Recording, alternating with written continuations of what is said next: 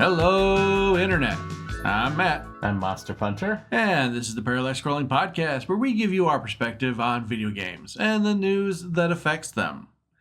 So how's your gaming been this week? It's been good. I beat Spider-Man 2. Cool. It definitely heavily hints at a Spider-Man 3 whenever that will come out. I'd be surprised if it didn't, but yeah. It'd be a PS6 release at this rate. I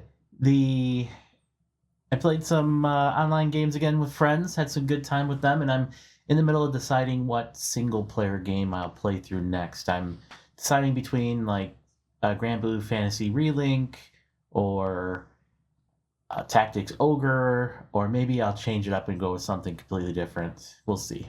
Something completely different. Something completely different. Yeah. Like Pac-Man. Well, I've been still working on Fantasia Neo Dimension. Great game, but I committed the cardinal mistake in role-playing games. I got so distracted by the story that I forgot to change save slots. And so I ended up getting stuck in a dungeon that was 5 levels higher than me. And I was in that dungeon for about 3 days, stuck on the boss, because the boss is ridiculously hard. And I ground up levels. I got close to the level cap that I'm supposed to be for the area, and the boss is still kicking my butt. I went to look up online that is there a strategy I'm missing? What can I do? And I found out that I could leave this dungeon at any point, which is frustrating because there's a character who says we cannot leave. It's a story beat. We can't leave until we do this. Oh, he says right next to the button that lets you leave. It's like, are you kidding me? So I got frustrated. I left that dungeon. I'm trying to finish up the rest of the stuff I'm trying to do so I can go back and finish that. But otherwise, I'm having a blast with that game. And the other news... hold on a second. Let that be a lesson to everybody. Okay, don't listen to what the games tell you. Yeah, don't be afraid to try and find your own way out. I guess it's kind of the thing. But in other news, I've played this one recently, or a while ago, but I was able to finally put out an episode. I put out my latest episode of Gravity Circuit. I'm going to be finishing up that series and trying to get more back into my channel, my personal channel this year. Should have some more time, at least for the first couple of months before things get crazy. So I'm going to try and get as much done as I can and be productive, because I like being productive. Okay. But before we go further, I do have to go over... Well, I was going to say I have to go over our comments, but we don't have any. Oh, well. That's okay. We don't have any comments this week. That doesn't mean that we won't expect them or look forward to them. We do look forward to hearing from you. So, going to chill out now this early into the podcast. Appease the algorithm lords of YouTube and like, comment, subscribe, interact with our video, and make sure a bunch of other people do it too, because the more interaction, the more people will watch us. Which means the more people will have something to say, which means more people we can talk to, which means good things. Okay. Yeah. So, beyond that, though, gaming's been kind of a thing. Like I said, been playing Fantasia Neo Dimension and been picking up some older games, trying to kind of catch myself up on stuff. But I figured talking about Fantasia Neo Dimension would be a great segue to talk into one of our first news stories. So, as I explained last episode, Hironobu Sakaguchi, and I really hope I've said that right, is the creator of the Final Fantasy series. Mm-hmm. He's the originator. He's also the one who made Fantasia Neo Dimension. Or it was originally Fantasian that came out on Apple Arcade 3 years ago. But this is Neo Dimension. This is the director's cut, all the extra stuff. Yeah. And he wanted this to be his farewell piece. Well, he got to working with the studio, and he had so much fun, he's decided he wants to do one more game. And that game, he has said, is going to be a successor to Final Fantasy VI. Which for a lot of people, Final Fantasy VI is like the top rated Final Fantasy game of all time. Yeah, it's definitely a very popular one among the Final Fantasy faithful. Right. I mean, it is a great game. It is a great RPG if you're really into it. I never played it. You really should. Maybe that's another one we'll do. Who knows? You mentioned things that you don't play on this podcast, and we might end up playing them. So keep that up. Oh man! Don't. Well, first we gotta get past Super Metroid. Then we'll go from there. I have to get. You can't. My Sega fanboy in me just says no. Well, we'll change that. But anyways, I thought that was really kind of a cool thing that he's so passionate about gaming, the gaming culture, that even when he wants to retire, he doesn't want to walk away. He has so much fun making projects that he wants to continue doing this.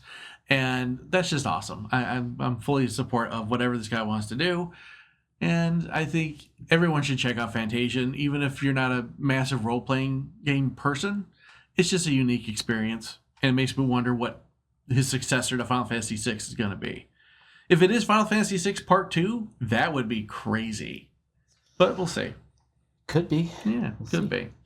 But aside from that, other news, I got one more story, kind of a brief one. But I think we could probably talk about this more next week when it actually happens. Mm-hmm. But they've announced that the Video Game History Foundation is going to make its digital library finally available to the public next week. That's where you get to look up old games, you get to look up old magazines, and you can just do it from the comfort of your browser. That's awesome. Yeah. I'm going to look into this more when it actually comes out and see what comes up with it. But sure. I wanted to share that good news. So, yeah, definitely. Game preservation is a big deal. Yeah. I think, it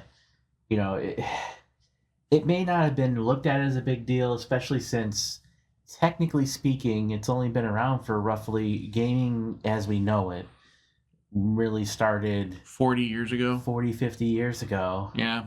And so these things haven't really been thought about. Like, game preservation, a museum and stuff like that in the 90s, the gaming was still more... It was still in its infancy, really. Yeah. In gaming could be looked at in its infancy even today, like by people decades from now, It's just... these are really important times that need to be recorded, so really think it's But we also live in an era where recording our history is a little bit easier than, say, the 1800s, So it's good things. Yeah. So you got a bunch of news stories. What do you got? Yeah. This one comes from Video Game Chronicle. U.S. physical game spend has halved since 2021. Boxed game spending is down more than 85% since its peak in 2008, according to Circana data. Just generally speaking, as the newer generations come to be, younger kids get more online with their games. I mean, they're just being introduced to digital ways of getting things, and because every kid has a phone nowadays, it feels like. Yeah. And so what do? You just go download an app, or you just go download a game. Right. Physical games are just not something that newer generations are being introduced to at all, so they don't even think about it. It's just something that they've grown accustomed to doing, is just downloading games or whatever. So this doesn't really surprise me. I think it's really sad. I think gaming, to me personally, is about having something.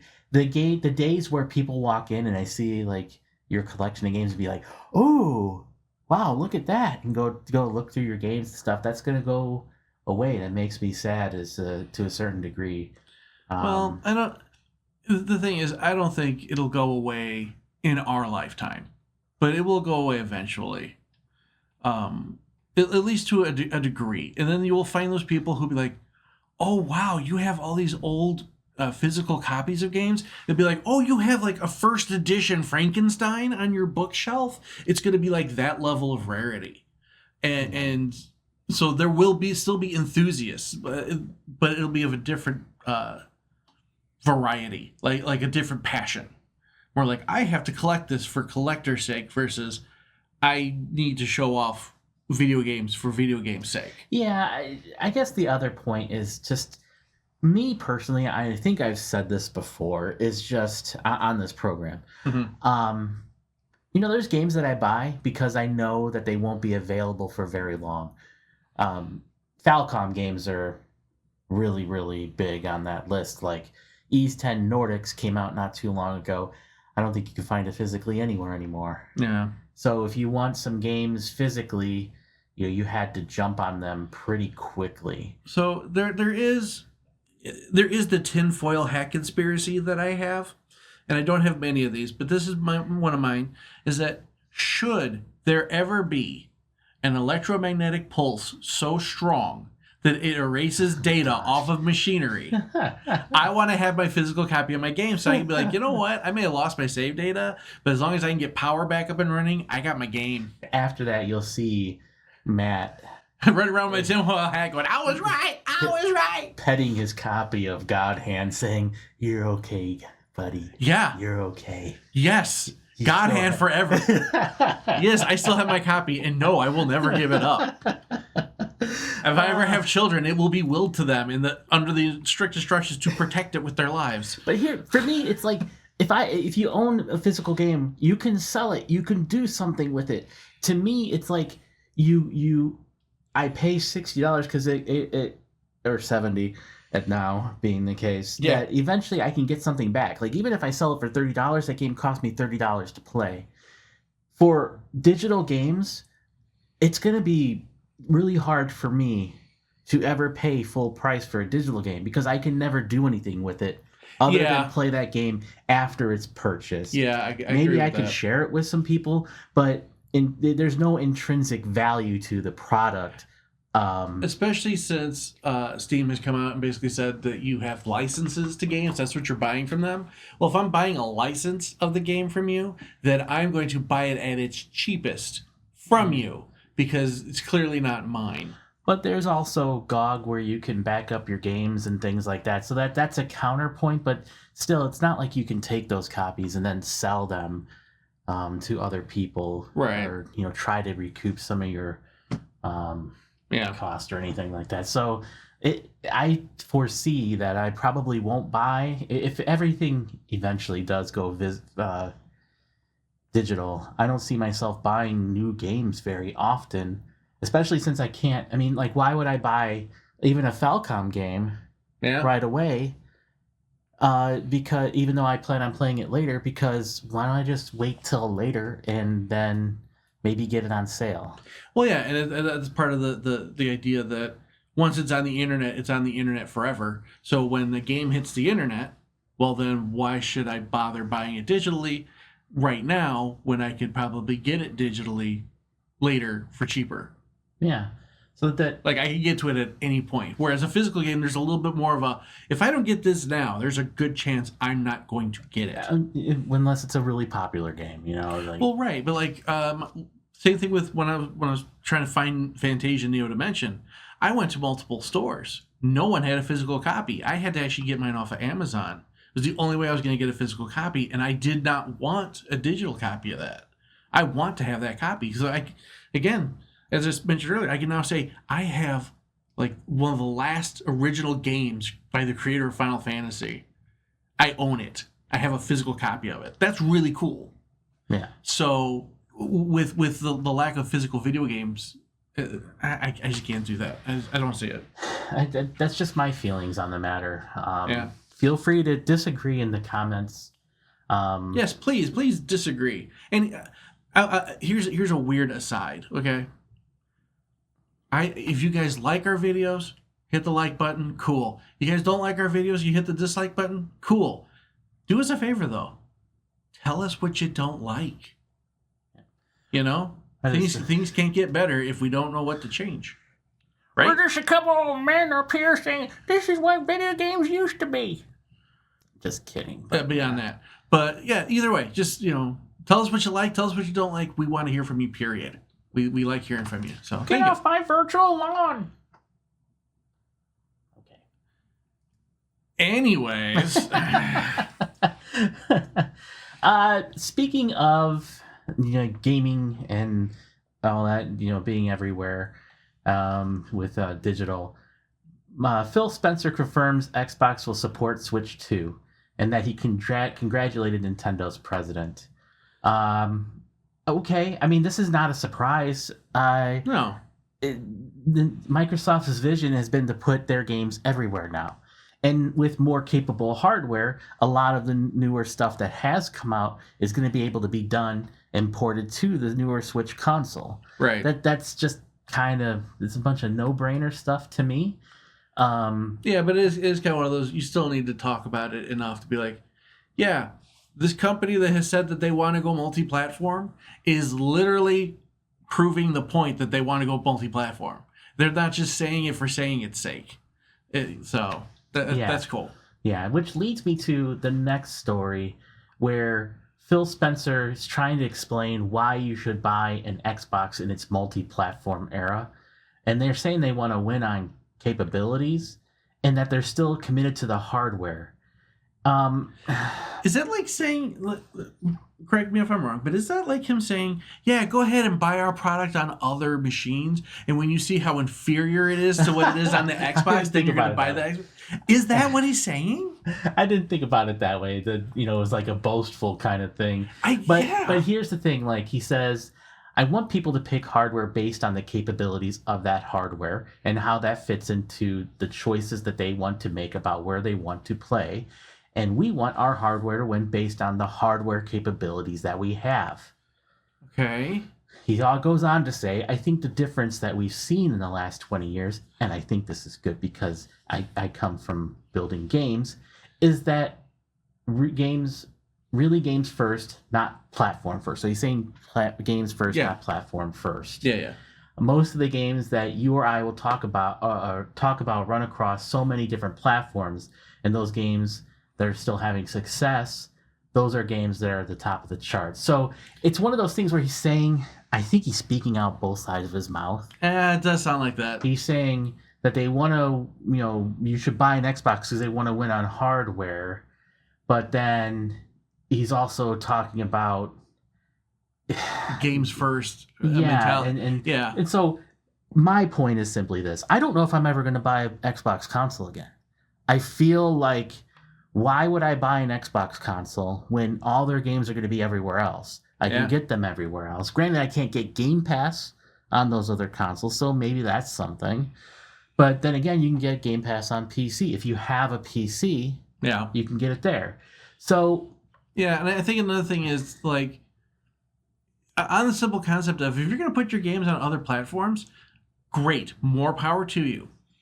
But if I don't have to buy your system to play your games, but I am planning on buying other systems because of those games being exclusive, then you just saved me hundreds of dollars, Phil. Yeah, pretty much. I don't hate Xbox at all. Mm-hmm. I loved my 360. Absolutely loved it. It's the better system between it and the PS3. Flat out. I know the PS3 eventually sold more, but the Xbox 360 was a superior console. I enjoyed my 360. I enjoyed my Series S. Yeah. But I guess at the end of the day, like, if you're going to de-emphasize hardware, just don't make your own. Do what Sega did and just be a third party at this point. Mm-hmm. You know, that's really, it's like you want to keep, just don't let the door hit you on the way out. Just go, leave, and do it. Don't stand in the doorway, Microsoft. Just go. Right.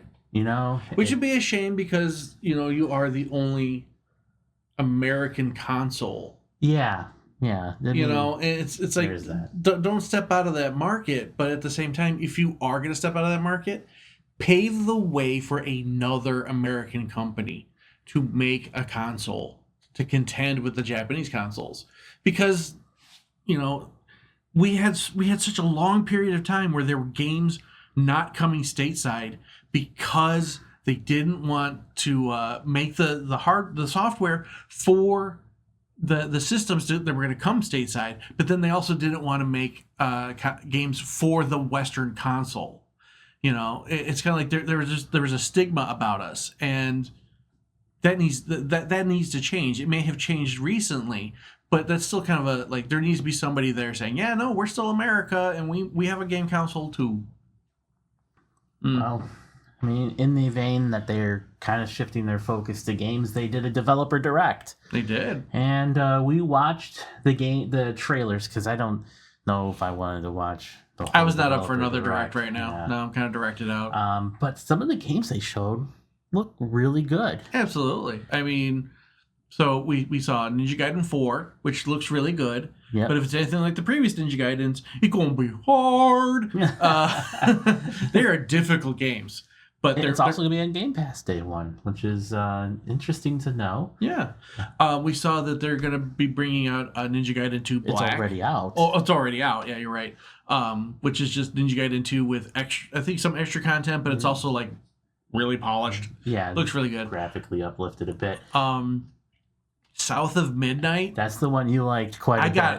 I saw more of the trailer. Like, I was already interested when we first saw it announced, but to see the actual trailer and know that it's coming out in April, I'm like, dude, that's going to be awesome. It's a unique art style. It is. It really is. In today's day and age. And it plus the next game make April kind of a difficult month for purchases if you're going to do that, because Claire Obscure Expedition 33 is going to come out at the end of April, whereas South of Midnight is coming out at the beginning. But that game looks so good. It has little pieces of other RPG elements, like Legend of Dragoon. I think Lost Fantasy or Fantasia. There's that one. It looks really well done. It looks really good. Kind of interested in checking that one out for sure. It looks turn-based, right. And which is interesting in this day and age, especially given the production value that seemed to be on display. Right, but it had a live battlefield. Like, the characters are not just standing still. These characters are literally roaming around the battlefield, fighting, doing different moves from different angles. Did remind me of Wild Arms 3 a little bit. I don't always have Wild Guns. I missed that game too. But it's a good arcade game. Yeah, it is a great arcade game. But Wild Arms 3 reminded me of that a little bit. Yeah.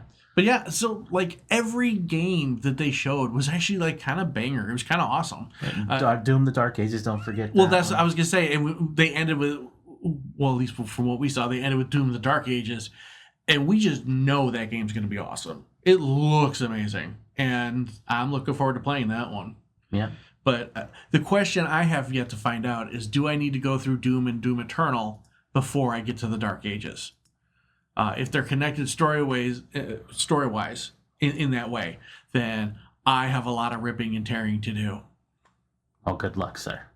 Thank you. I don't know if I'll get to it, but we'll see. But yeah, we kind of got through that faster than I thought we would today. I don't know, maybe because we felt like we were in a hurry. I don't know. And I don't think we were in a hurry. If we were in a hurry, you tell us, okay? I'm going to keep emphasizing this. Talk to us. Say something. You just leave a comment. We're happy to respond to it in the next video. Absolutely. We want to listen to you. We want to talk to you. It's great that you guys communicate with us. But for now, we'll just sit by our computers, play our video games, and eagerly await your comments. I got to chill it out as much as I can. I don't know what else I can do. End the podcast. I guess. All right, we're getting out of here. Thank you all so much for listening. We hope you have yourselves a fantastic week. We hope you have an awesome time playing your video games. And we'll see you in the next one. Take care. Later.